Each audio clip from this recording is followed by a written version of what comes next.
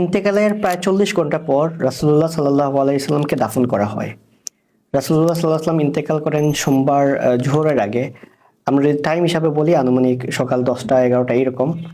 আর ওনাকে দাফন করা হয় বুধবার রাতে, মাঝরাতে বা ফজরের আগে। সেই হিসাবে সময়টা প্রায় ধরা হয় 40 ঘন্টার মতো।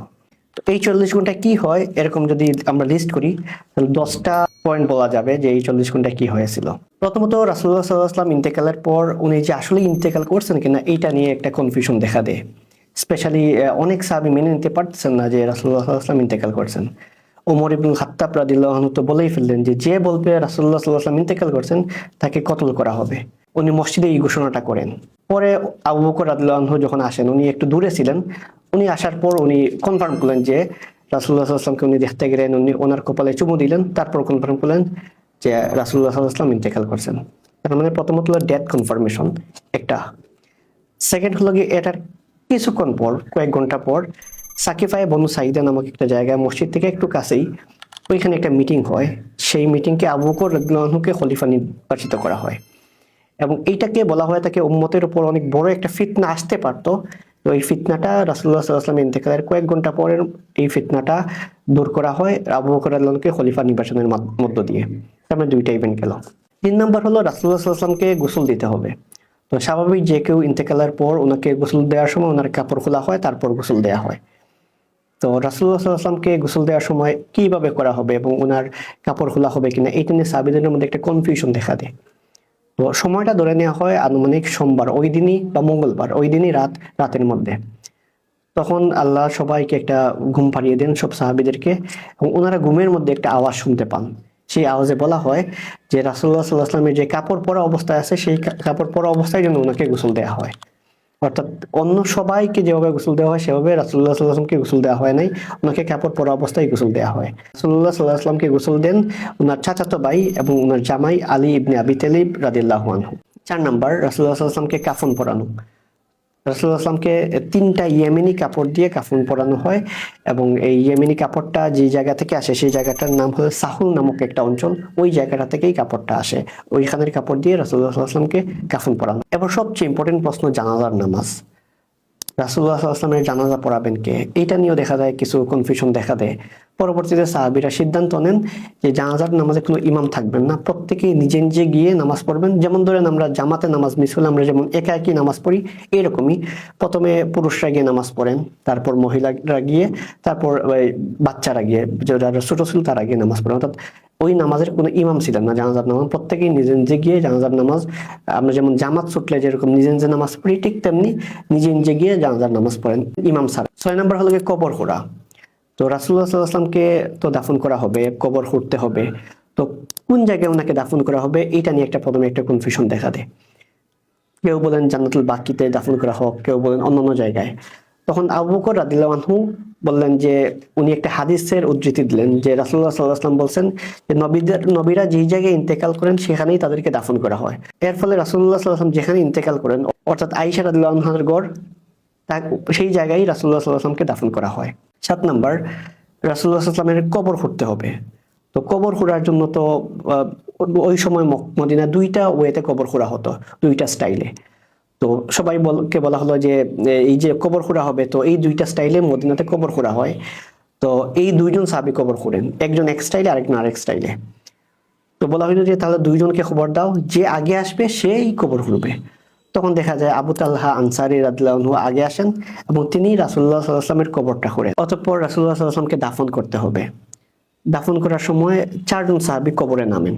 সেই 4জন সাহাবী ছিলেন রাসূলুল্লাহ সাল্লাল্লাহু আলাইহি ওয়াসাল্লামের পরিবারের অন্তর্ভুক্ত। এখানে আরেকটা জিনিস বলে রাখা ভালো যে রাসূলুল্লাহ সাল্লাল্লাহু আলাইহি ওয়াসাল্লামকে যে গোসল করা হবে, তো এইটা কে করবেন এইটা নিয়েও তো একটা কনফিউশন হওয়ার কথা। ওই যে আবু বকর রাদিয়াল্লাহু আনহু খলিফা হলেন, খলিফা হওয়ার পর তো উনি অনেকগুলা ডিসিশন, লাস্টে শেষের ডিসিশনটা নিবেন কে? এই জায়গায় হলো খলিফা, উনি আসলে ডিসিশনটা নেবেন। উনি যদি ডিসিশনটা না নিতেন তাহলে একটা বিশৃঙ্খলা দেখা দিত। তো গোসলের ক্ষেত্রেও কিন্তু ডিসিশনটা আবু বকর রাদিয়াল্লাহু আনহু নেন যে রাসূলুল্লাহ সাল্লাল্লাহু আলাইহি ওয়াসাল্লামকে গোসলটা করাবেন, ওনার পৈতৃক সম্পর্কের দিক দিয়ে যারা আছেন তারাই ওনাকে গোসল করাবেন। দাফনের ক্ষেত্রেও কিন্তু এইটা মেনটেন করা হয়। নতুবা দেখা যেত সবাই তো রাসূলুল্লাহ সাল্লাল্লাহু আলাইহি ওয়াসাল্লামের ক্লোজ, কে গোসল করাবে এটা নিয়ে আবার কনফিউশন দেখা দিত, কে কবরে নামাবেন এটা নিয়েও কনফিউশন দেখা দিত। তো ওই জায়গায় আবু বকর রাদিয়াল্লাহু আনহু একটা স্ট্যান্ডার্ড সেট করে দেন। সেই স্ট্যান্ডার্ড অনুযায়ী দেখা যায় আলী রাদিয়াল্লাহু আনহু গোসল করান এবং উনি ওনাকে কবরে দাফন করেন। সেই চারজন ছিলেন একজন আলী রাদিয়াল্লাহু আনহু, একজন আব্বাস রাদিয়াল্লাহু আনহু, একজন ফদল ইবনে আব্বাস রাদিয়াল্লাহু আনহু, সালিহ রাদিয়াল্লাহু আনহু, উনি ছিলেন রাসূলুল্লাহ সাল্লাল্লাহু আলাইহি ওয়াসাল্লামের গোলাম, ওনার আজাদকৃত দাস। এই চারজন মিলে রাসূলুল্লাহ সাল্লাল্লাহু আলাইহি ওয়াসাল্লামকে কবরে দাফন করেন। 9 নাম্বার, রাসূলুল্লাহ সাল্লাল্লাহু আলাইহি ওয়াসাল্লামকে কবরে দাফন করা হলো, রওজায় দাফন করা হলো। তো সর্বশেষ কোন ব্যক্তি রাসূলুল্লাহ সাল্লাল্লাহু আলাইহি ওয়াসাল্লামকে টাচ করেন, সাহাবীদের মধ্যে মানে সবচেয়ে লাস্টে কে টাচ করেন? এটা আমাদের মনে হতে পারে ঠিক আছে কেউ ক্যাজুয়ালি হয়তো বা টাচ করছেন, না, একজন সাহাবী জেনে বুঝেই এটা উনি স্মরণীয় হয়ে থাকতে চান যে আমি রাসূলুল্লাহ সাল্লাল্লাহু আলাইহি ওয়াসাল্লামকে দুনিয়ার বুকে সর্বশেষ টাচ করছি। তো ওনার নাম ছিল মুগিরা ইবনে শুবা রাদিয়াল্লাহু আনহু। উনি কিভাবে রাসূলুল্লাহ সাল্লাল্লাহু আলাইহি ওয়াসাল্লামকে টাচ করেন এই রিলেটেড দুইটা বর্ণনা পাওয়া যায়।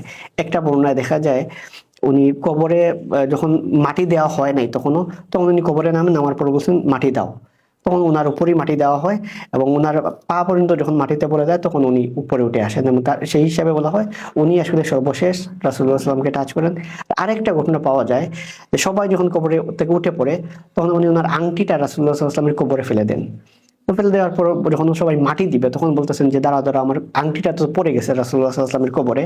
তখন উনি আবার কবরে নামেন, নামার পর সেই আংটিটা তুলেন, রাসূলুল্লাহ সাল্লাল্লাহু আলাইহি ওয়াসাল্লামকে টাচ করে আসেন এবং এইভাবে উনি এটা নিয়ে খুবই গর্ববোধ করতেন যে সবার মধ্যে আমি সর্বশেষ রাসূলুল্লাহ সাল্লাল্লাহু আলাইহি ওয়াসাল্লামকে টাচ করে আসছি। 10 নাম্বার, রাসূলুল্লাহ সাল্লাল্লাহু আলাইহি ওয়াসাল্লামকে দাফন করা হলো, সব সাহাবী উঠে আসলেন এবং বলা হয় থাকে সাহাবীরা বলছেন ওনাদের জীবনে সবচেয়ে কষ্টের দিনটা ছিল ওই দিনটা, যে দিন রাসূলুল্লাহ সাল্লাল্লাহু আলাইহি ওয়াসাল্লামকে দাফন করা হয় এবং ওই দিন ওনারা আসলে কিছুই করতে পারতেছিলেন না, যে এত মন খারাপ তাদের সবচেয়ে প্রিয় মানুষকে দাফন করে আসেন এবং যেই মানুষকে টাচ করতে পর্যন্ত তাদের সমীহ করতেন যে ওনাকে টাচ করব, ওইটাও চিন্তা করতে পারতেন না, সেই মানুষের উপর তারা মাটি ফেলেন, তাকে দাফন করে আসেন। এবং ওনারা যখন ফিরে আসেন তখন ফাতিমা রাদিয়াল্লাহু আনহা রাসূলুল্লাহ সাল্লাল্লাহু আলাইহি ওয়াসাল্লামের মেয়ে, উনি আনাস ইবনে মালিক রাদিয়াল্লাহু আনহুকে জিজ্ঞেস করলেন, ও আনাস তুমি কিভাবে পারলে আমার রাসূলের উপর তুমি মাটি ফেলতে? এত ইমোশনালি ওনারা রিয়াক্ট করেন, কিভাবে পারলা আমার রাসূলের উপর তোমরা মাটি ফেলতে? এখানে আরেকটা ঘটনা আছে, সেটা হলো আয়েশা রাদিয়াল্লাহু আনহা উনি একবার স্বপ্ন দেখেন। উনি স্বপ্ন দেখেন যে 3টা চাঁদ ওনার কুলের উপর পড়ছে। সেই স্বপ্ন দেখার পর উনি ওনার বাবার কাছে যান যে এই স্বপ্নের ব্যাখ্যাটা কি। তখন ওনার বাবা বলেন কিছুদিন অপেক্ষা করতে। যখন রাসূলুল্লাহ সাল্লাল্লাহু আলাইহি ওয়াসাল্লাম ইন্তেকাল করেন এবং রাসূলুল্লাহ সাল্লাল্লাহু আলাইহি ওয়াসাল্লামকে ওনার ঘরে দাফন করা হয়, তখন আবু বকর রাদিয়াল্লাহু আনহু বলেন যে তুমি যে স্বপ্ন দেখছিলে না, সেই স্বপ্নটা একটা পূরণ হলো। 3টা চাঁদের মধ্যে সর্বোত্তম চাঁদ, সবচেয়ে মানে সেরা চাঁদ, সেটা এখন তোমার ঘরেই দাফন করা হলো। তার মানে প্রথম চাঁদটা ওনার ঘরে পড়ে, ওনার ঘরেই ওনাকে দাফন করা হয়। সেকেন্ড হলো ওনার বাবা এবং উমর ইবনে খাত্তাব, ইসলামের প্রথম 2 খলিফাকেই আয়েশা রাদিয়াল্লাহু আনহার ঘরে দাফন করা হয়।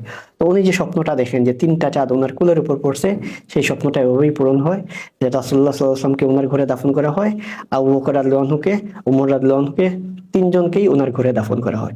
এভাবেই আয়েশা রাদিয়াল্লাহু আনহার স্বপ্নটা পূরণ হয়।